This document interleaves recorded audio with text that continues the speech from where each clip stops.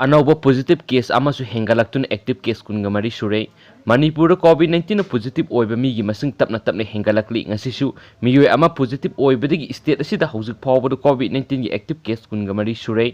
ngarang ehingda rims ki BRDN da punna miyoy manga test tawbada ama positive oiraga marina negative oire haina health director Dr. K Rajodagi phangba pauna hai pauksi esi wari sanaba matamda mahakna phongdokhibadi positive oireba miyoy si masagi sai kungani thoi surab nupani Bisnupur district tagini ma hauji Imphal West ki Singjamai police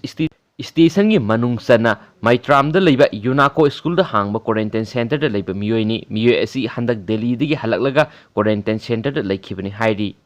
अतोपा पाव मनमु असि हक्सांग अमा फंगले ngasi numijungba pung 12 minute kunrom taba matamda Imphal gi North EOC gi sulap toilet mayada nupa amagi asi bhaksang taaduna leiramle haidi pawsi phangmadagi Imphal police ki kangbuna thodok thokphamda chattuna asi bhaksang adu lokhatuna Rims hospital pukhatpa matamda mari leinaba doctor na siraga pukhalakpani haina phongdokhrei siduna leiramliba nupa si chai 30 rom gi lenga oigani ma ki masak maming amadi leifam khangdri माकी सिरमलिबा मोंग असे drug का हेन साबदगी सिबु ओइगनि हाइने सिंगनरी Imphal police न UD case अमा लखतुना मखातान थिजिनबा हौख्रै असि भागसांग असि मसक मि खंदोनबगी दमकता RIMS hospital गी मोकता थमख्रै हाइने सुफुंगदोरखले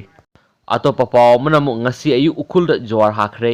ngasi ayu pung 3:13 taba matamda Manipur ukhul district ki nungsuk thamba sarukta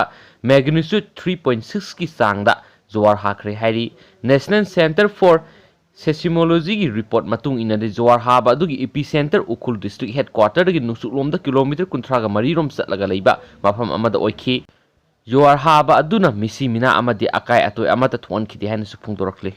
अतोपा पाव मनमो क्वारंटाइन सेंटर द वॉलंटियर ओइबा अमगा क्वारंटाइन द लैबी अमगा चेनख्रै लमदम असिगी मियामना थाजगद्र थाजरोइद्र यामना ngakpa सोशल मीडिया दा वायरल ओइरखिबा पाव अमदा सुगुनु सेंट जोसेफ की क्वारंटाइन सेंटर द वॉलंटियर ओइबा मंगोय कौबा अमगा सेंटर असिदा क्वारंटाइन सेंटर तौदुना लैबी लैसाबी मिस सरुन लमकांग कौबी अमगा नुंसिनदुना सेनख्रै मखोय अनि फानबा पुलिसना अकन ममोंग थीबा हुमगी थबक सथरी हाइना वायरल ओइरखिबा पाव असिदा फुंगदोरखले।